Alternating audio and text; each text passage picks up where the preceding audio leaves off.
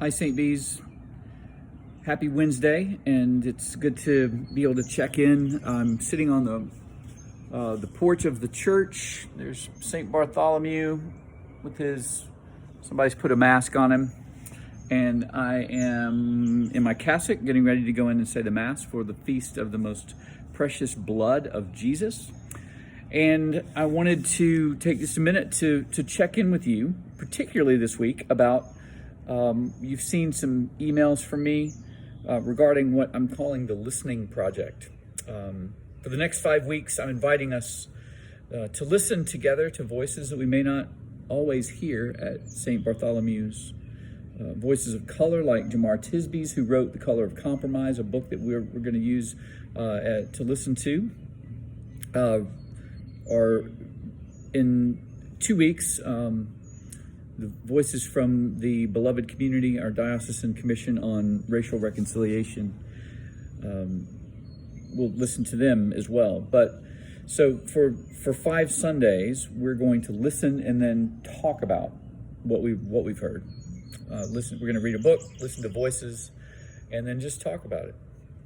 And so what you will see in the meantime are some weekly videos, usually 3 to 5 minutes long, where you're going to meet a parishioner and then listen as they share about voices they have had in their lives that they've heard that have called them more deeply into the issue of reconciliation, into the issue of racism, to go more deeply into this conversation. And today, for the first session, you get me. So I want to share 3 voices with you, 2 pastors, and then maybe the bravest person that I know. So my 3. First of all, the 2 pastors. One is a guy I went to seminary with. His name is Duke Kwan. Duke is the senior pastor of Grace Meridian Hill, which is a Presbyterian church in Washington, D.C. We were in seminary together, and then we were both ordained. Early on in our careers, we would meet in Washington and commiserate because neither of us knew exactly what we were supposed to be doing. We didn't know how to be a priest or a pastor. And as I have followed Duke over the years, I have listened to his voice as a Korean American, as he, even though we've moved to different cities, I've been able to listen to him as he developed his own voice for justice, for his community in Washington, but also for the broader church. So I'm grateful for his voice in my life. The second one is a contemporary voice that I only met once I moved here to Nashville. It's another pastor. His name is Ronnie Mitchell. Ronnie is a senior pastor of the New Livingstone Church. And he's also organizer of something called the Middle Tennessee Diversity Contractors Association. It's a nonprofit community development corporation that he organized to train and educate and build capacity for disadvantaged contractors and businesses. And Pastor Ronnie is part of a group that a group of guys, men and women, that I listen to on Wednesday mornings, early in the morning when I wake up early enough to join the call.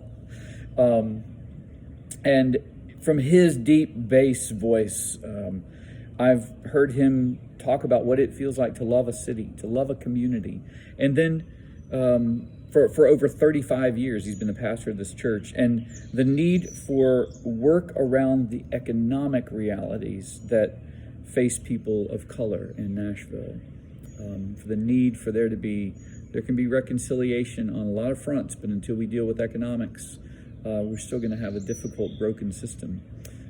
So Ronnie's is a voice I'm grateful for. And then the last one is the person that I said was maybe the bravest person I know. My daughter Elizabeth is one of my heroes. She's been so brave at responding to problems in her own life when they've arisen over the years, and she also has tried and continues to try to be an agent of healing and reconciliation in her school, around her, to the people in her own life. In particular, she started a group to promote mental health for girls at her school. And whether she knows it or not, I'm inspired by her passion for justice and by her respect for the dignity of every human being. It's a vow that I took on her behalf at her baptism a long time ago in South Hamilton, Massachusetts, when she was just a baby. And now when I think about what it looks like to live into that baptismal promise, Ellie's is the voice I hear. So those are my three voices, 2 pastors and a high school senior. Each of them, I'm grateful that they are speaking into my life. I hope you have voices of your own, and I hope that you'll be part of the listening project. If you'll join us, we'll start listening this Sunday at 11 o'clock on Zoom, the reading for the week. Just read as much as you can, but what I'm hoping that we can cover, it's a lot of material, but it will be the introduction and the first 3 chapters of the book, or if you're watching the videos on Prime, or I've got some of them that I can share here at the church if you want to come pick up a DVD. It's the first 3 episodes of short videos based on the book. One last point. I can't let you go without one last point. The first thing I think that Jewish children who are observant, their families are observant, the first thing they memorize is something called the Shema. It's from Deuteronomy 6. It's this little snippet of the Hebrew Bible, of the Old Testament, that says, "Hear, O Israel, the Lord our God, the Lord is one. You shall love the Lord your God with all your heart, your mind, your soul, your strength." The word Shema means hear. It means to listen. But it is, in our culture, listening just means you hear something, you take it in to your brain. But in the Hebrew language and idiom, the word Shema actually connotes much more.